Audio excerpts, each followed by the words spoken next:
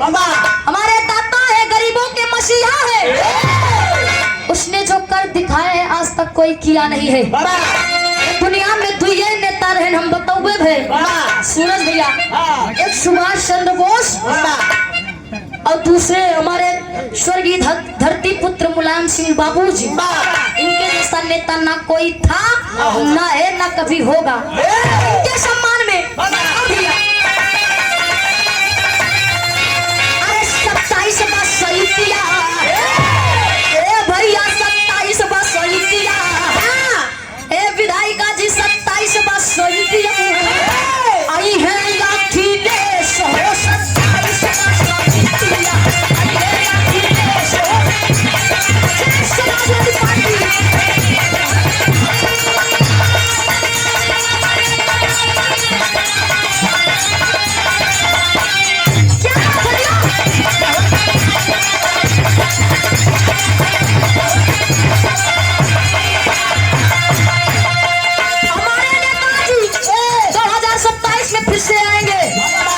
जितना भी अत्याचारी है, भ्रष्टाचार होता, सब लोग के जेल में डली हैं हमारे नेताजी। लेकिन आएंगे कैसे?